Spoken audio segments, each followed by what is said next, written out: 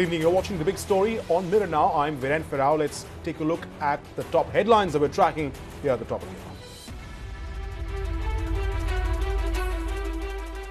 The economic survey paints a grim picture of Maharashtra's agriculture sector, which shrinks by 8.3%. Is the state budget a mere band-aid for the farmers' problems?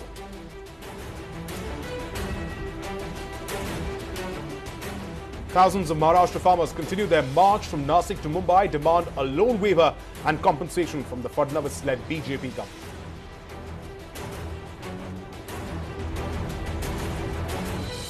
CBI gets custody of Karti Chidambaram for 3 more days, but High Court restrains the Enforcement Directorate from making their own arrest of Karti.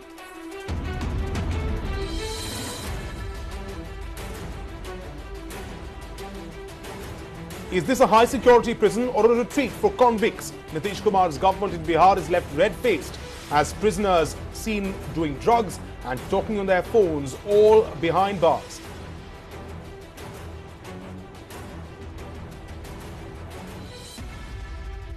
Traders protest against the Delhi government sealing drive. Chief Minister reaches Lajpat Nagar to meet the traders a day after photojournalists were beaten by the Delhi police. There's big trouble for Indian cricketer Mohammed Shami, booked by the Kolkata police for rape, assault and attempt to poison, as the claims now mount against the under fire Shami. And finally, it's a landmark judgment by the Supreme Court, legal sanction to passive euthanasia. Apex Court permits living will by patients who slip into an irreversible coma.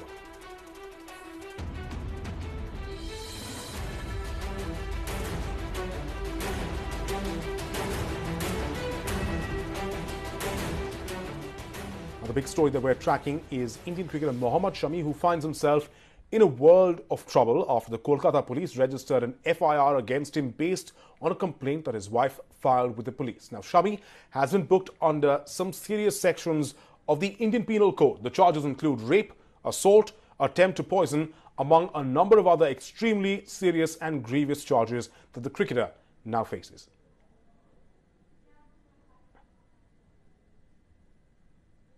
आपके ऊपर इल्जाम लगाया गया है, ऐसा इल्जाम उन्होंने लगाया है कि वो मानसिक तौर पे स्वस्थ नहीं है, इसीलिए दिमाग उनका ठीक नहीं, इसलिए इस तरह के इल्जाम लगाए। ठीक আছে এই কথাটা আমি ठीक है, ये समी ने कहा, ये कहा ठीक है। अब मैं जब उसके ऊपर इतना इल्जाम लगा रही हूँ तो वो अपने बचाव के लिए तो मुझे इल्जाम लगाएगा ही। और जो सवाल ये है कि अगर मेरा मानसिक संतुलन अच्छा नहीं होता तो मैं एक बात को बहुत टाइप ऑफ में कहती, लेकिन आप लोग बखूब गवाह हैं कि मैंने कोई भी बात एक चीज को मैंने 2 किस्म या 3 किस्म या कभी ये कभी वो कहा नहीं कहा।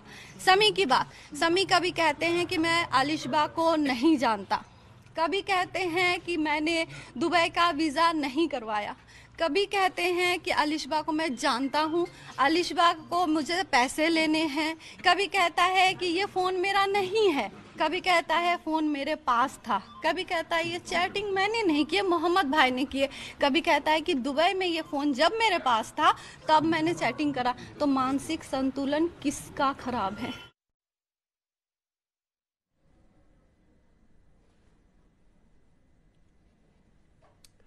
Well, in fact, that was Mohammed Shami's wife there talking to reporters just a short while ago. She has, walked back any of those allegations of match fixing that were made against Mohammed Shami. But all of those claims that were made by her in a complaint yesterday to the Kolkata police have now been turned into an FIR. But even as the BCCI holds back Mohammed Shami's contract, there seems to be now more trouble for Mohammed Shami, who's set to play the IPL.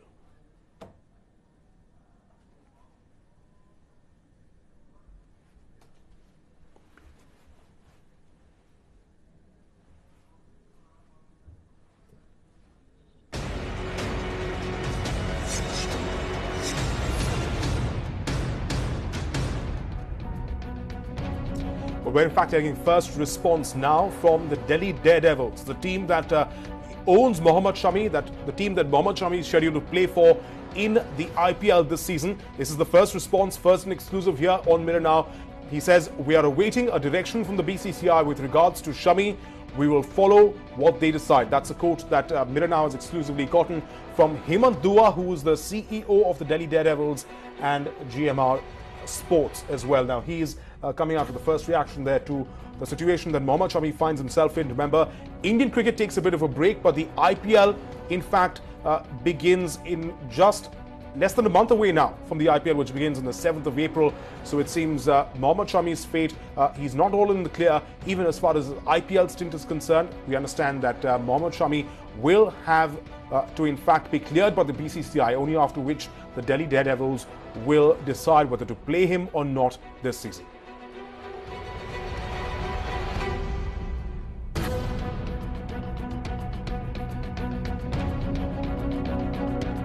Well, in fact, this is the first response that we're getting from the Delhi Daredevils. Remember, Delhi Daredevils is the franchise that Mohammed Shami will play for in this season of the IPL. He has played for them before. He is a key member of their team. And with the holding back of the contract that we saw from the BCCI on Thursday, in fact, where they said that they had not awarded him a contract this time around, that was something that caught a lot of people by surprise. And now we're seeing the Delhi Daredevils as well wait on the BCCI. Let me explain to you why that is the case. Now, all IPL cricketers sign a tripartite contract between the player, the franchise and the BCCI, and therefore the BCCI is also party to that contract that these players sign with the individual franchises. So the BCCI will be the final arbiter of what action to be taken, whether Shami can indeed play with such serious allegations, with such serious charges now being leveled against him. Okay, let's go across now to Karishma Singh, who joins us from Amroha this evening. Karishma, you are in the hometown of Mohammed Shami. He's a man who's denied all these allegations. He says this is an attempt to malign him, to derail his career. Any further reaction? Because now this is all turned very serious. There's an FIR against him.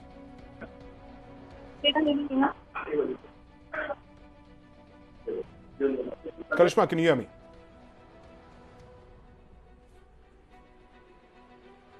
Okay, we'll try and fix that audio line with Karishma. But let's go across now to Shreyasi, who's joining us, in fact, from Kolkata, where the case has now been registered against Mohammed Shami. Shreyasi, we saw a slew of allegations there being made by Mohammed Shami's wife. The Kolkata police now taking cognizance of that and registering the FIR. Explain to our viewers what sections Mohammed Shami has been booked under. Well, Viren, the complaint was filed on Wednesday when she had visited the police headquarters here in Kolkata, and now the police are treating that complaint as an FIR copy. 7 charges, very serious charges, have been slapped against the Indian cricketer Mohammed Shami and 4 of his relatives, which include his which includes the wife's mother-in-law, brother-in-law's wife, and sister-in-law.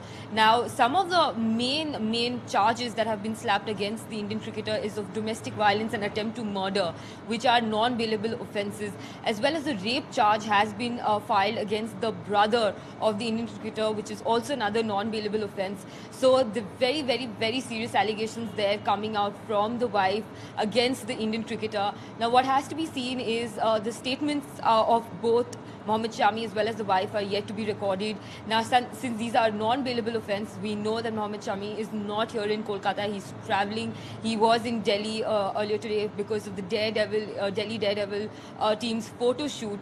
So he's been travelling. So the moment he comes to Kolkata, his statement has to be recorded. But these are non-bailable offences. So he could be arrested on the spot before the statement is even recorded, because this is a crime of attempt to murder that has been slapped against him. Now he's in a very tight spot. We did speak to the wife earlier today in the day, and she's not going to be taking back any of those allegations. She says that she has proof against all those allegations she's made. She's made some very serious allegations of domestic violence as well as attempt of kidnapping her.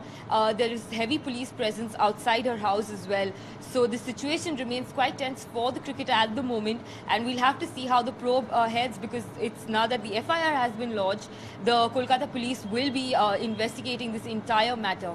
Well, absolutely, Shreyasi. Do stay with us. Now, let's, in fact, open this up a little bit. We'd love to hear what you, our viewers, think of how the situation's unfolded, because you've got two things now. The BCCI has decided to withhold Mohammed Shami's contracts. Do you think the BCCI was justified in doing that?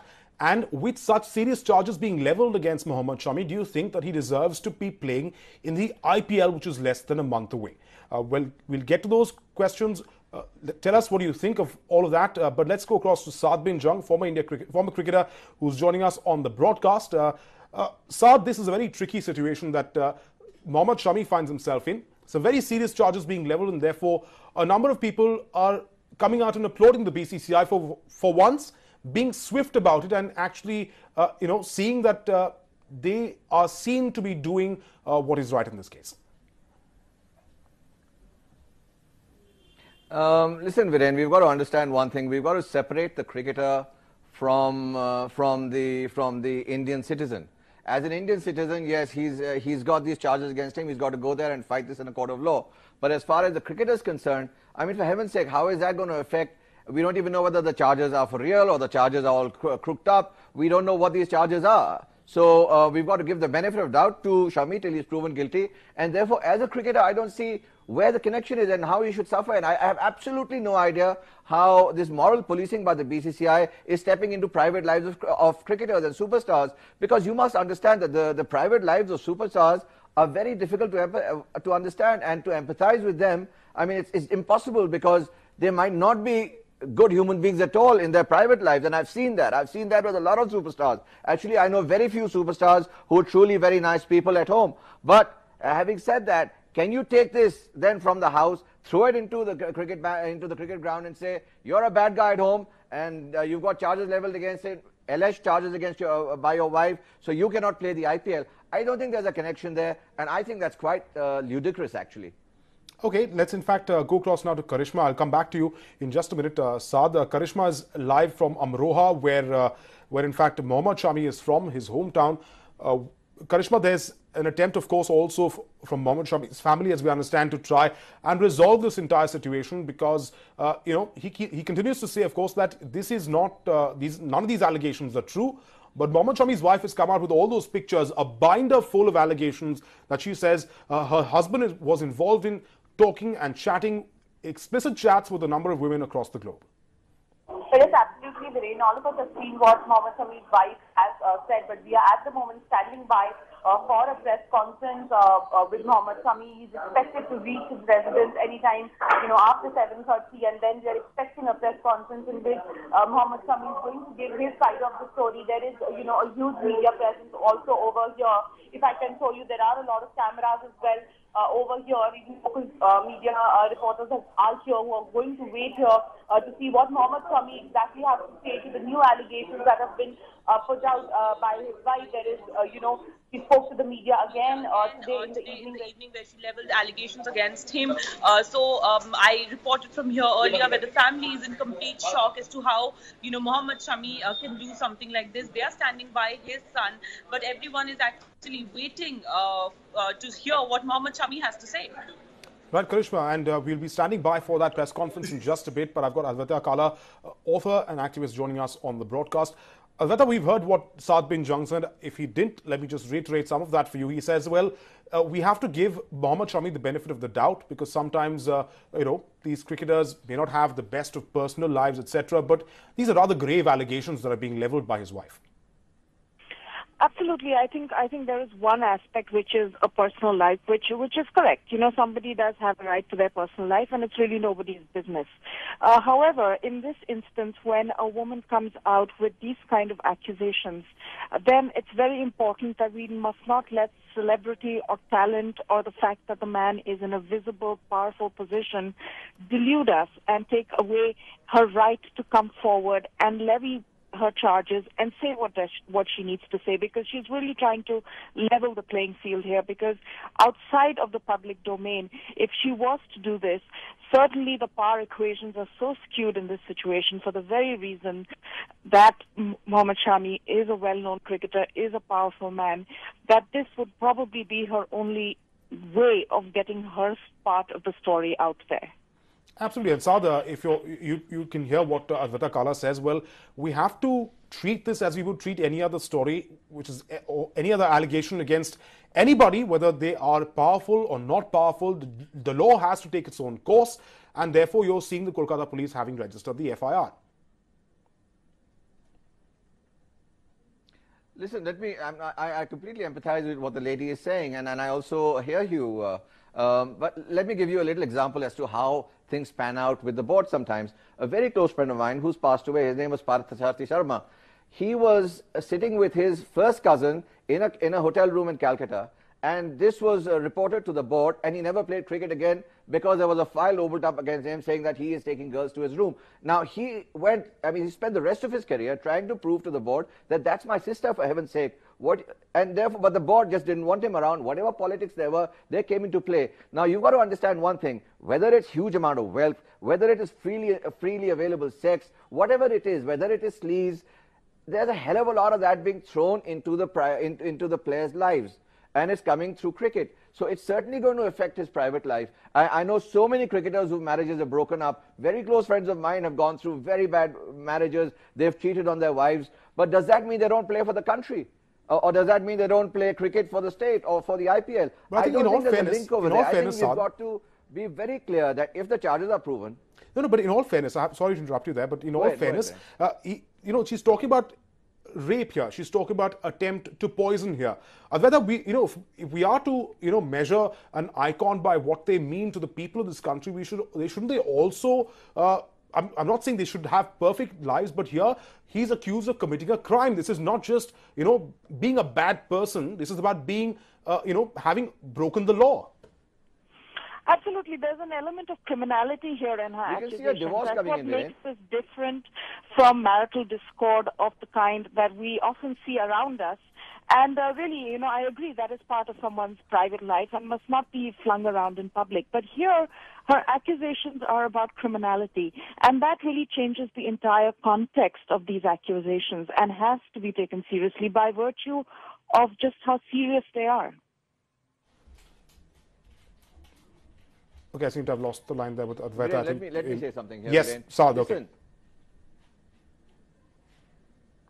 Listen, Viren, it's very clear that when a bad divorce is coming up, you're going to get a hell of a lot of allegations being thrown around, and really nasty ones. If you actually go into the files of 1 million people, you'll realize that that's true. So if these allegations have any truth, we've got the ACU sitting with us. They will go there and they will investigate whether the match fixing charges have got any sort of to be fair, she's withdrawn that. If it does, she's withdrawn those allegations. He maybe whatever happens.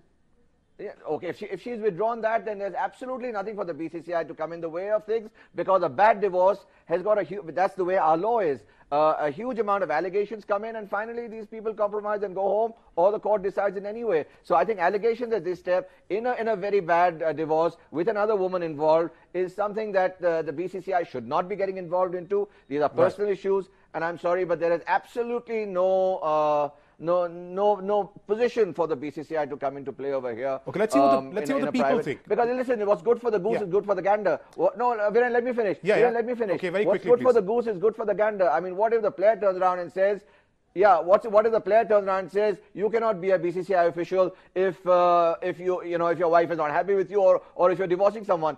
Come on, for heaven's sake, that's absurd. It's a little more than that. Just let the court of law decide that. This is more than discontent. I mean, the content of what she shared is far too explicit for us to share with our viewers here. But I think everyone has a general sense of what we're talking about here. But let me see what the people think. I've got Dr. Wasim, our first caller, joining us from Mumbai. Dr. Wasim, what do you think of what the BCCI did, and do you think Shami should even be playing the IPL? Good evening. Good evening. Having been the India team doctor in Olympics and Asian Games and all that, I have seen sportsmen at their peak, and then there are people, they are followed by a lot of people. They have women followers, women athletes, and have got male followers. Talking to a woman or being close to anybody does not mean you are a bad guy, number one. So one has to seriously see what are the allegations. Mr. Shami is also a national figure, and such allegations should be investigated fully. Match fixing is another story, because if you make one allegation, to prove that your allegation is correct, you make other allegations also. So I think it's time that the whole thing was in-depth inquired, and only then. Otherwise, it's character assassination of a very reputed player. I would say that we need to be fully investigated, and then we can go ahead. Absolutely. Thank you, Dr. Wasim, for calling us. Appreciate your thoughts. Saad, we're hearing from people. Of course, Dr. Wasim says, you can't character assassinate. This is not an attempt to character assassinate. This is not about, I think, the infidelity rumors, I think, which are a domestic issue between two people, and they're well within their rights to have the discussion, perhaps in private. But what she talks about in this entire sequence of events, of her putting those out on social media, of her coming out to the media and talking about this, is the fact that her husband was doing more than that, because she talks about intimidation. She talks about her in-laws as well getting involved in this and threatening her physically, if not verbally.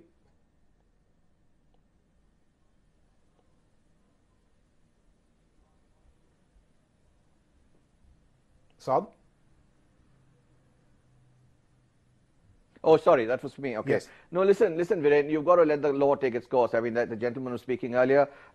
He's absolutely right. You've got to let it take its course. But in case the BCCI does want to bring in moral policing into the contract, they're welcome to do so, as long as they're willing to lay out the criteria, a very well-defined criteria with which to measure a player's performance, both in the sense of being a gentleman, in the true spirit of the game, on and off the field. Yes, if that is part of the contract, and if it is specifically stated that we will be looking at these issues in your contract, in your personal life, and if the player signs it, then yes, I completely agree with you. But if the contract doesn't speak any of that, if the contract only speaks about the cricketing prowesses of the player, then I think this is completely way off the top. And let the law take its course, let the investigation take its course. And if Shami is responsible, he'll certainly go to jail. And if he goes to jail, fair enough. I mean, that's the way it is. But a divorce case, and a bad divorce, a lot of allegations are thrown around. And in the end, there's always either a compromise or the judge decides in a way. But the allegations can go really from bad to worse to ridiculous. And I think there is no way that the court should, that the BCCI should get involved we certainly can't jump to conclusions or in moral policing. I think he should let go. Yeah, we can't certainly jump to conclusions in all of this. But yeah, no, I don't want to jump to conclusions either. I'm saying I agree with you. I'm not disagreeing with you there. I'm saying if he's guilty, throw him in jail. Yeah, no, I'm saying I've got another caller now. Let's listen to what he has to say. Ram Kumar calls us from the city of Mumbai. Good evening, Ram. What do you think? Yeah, good evening, Viren. The first thing is, like, if he is charged for rape and if he's charged for harassment, I think he should be punished if the charges are proved. For now, the charges are not proved, and if politicians can go in and stand for elections when they are accused of doing certain crimes or going against the IPC, I think cricketers should also enjoy that levy and enjoy that sort of arrangement. Don't you think so? I mean, I'm asking you for your views. I'll maybe put it to you this way. I mean, here's a man who is an icon of many youngsters want to emulate him.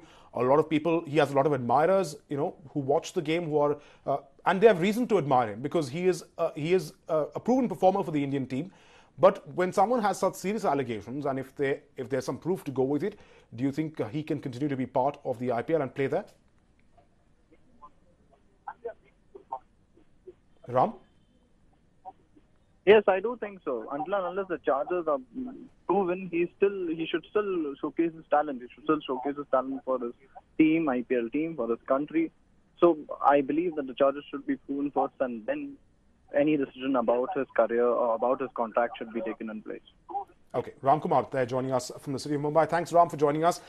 Let's go back to Saad. Now, Saad, we saw the Delhi Daredevils put out a statement responding to Mirror Now exclusively. They say that they're waiting the BCCI's decision on all of this because the player it's a tripartite contract between the player, the franchise, and the BCCI, and therefore, in this case, they say the BCCI will decide whether Mohammed Shami indeed plays in the IPL. Now, do you think that perhaps do you think franchises should be allowed more leeway to decide what they should do? Because you can't have a situation where now the franchise is paying the player, but it's the board who decides whether he plays or not. Well, listen, hang on. I mean, Viren, here is an association which has always tried to play God. And it's always put in its two bits when they're not even required.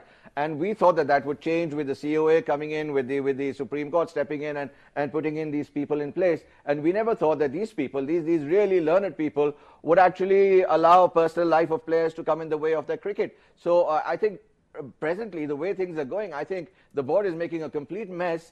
And I hope that the IPL, the franchises actually start putting pressure on the board, saying, listen, hang on, guys, back off. That's his private life. We will handle his private life the way we want to. We'll have a psychoanalyst in place. Whatever we need to do, we'll do it with him. And if he's found guilty as per the Indian Act, then of course let him go to jail. But for now, these are allegations. And by the way, you know, the lady, his wife, also alleged that there was match fixing earlier. She's pulled that out. So how do we know other allegations will be pulled out? There won't be a compromise. I think the BCCI must back off. They must sign this tripartite agreement. And I think the IPL franchises must put in pressure on the board to say, don't mess around with our players. Don't kill them in the mind. And, you know, we need them fresh and we need them to go. So I think that's what needs to be done. Okay, Saad Bin Jung, former cricketer, joining us in the broadcast with your perspective as a former cricketer, having seen what some of our biggest icons might be like behind the scenes and off the pitch. Thanks, Saad, for joining us, as well as Karishma and Shreyasi for joining us in this broadcast. We'll continue to track the story wherever it leads. On that note, it's a wrap on this edition of The Big Story. Do stay with Mirror now.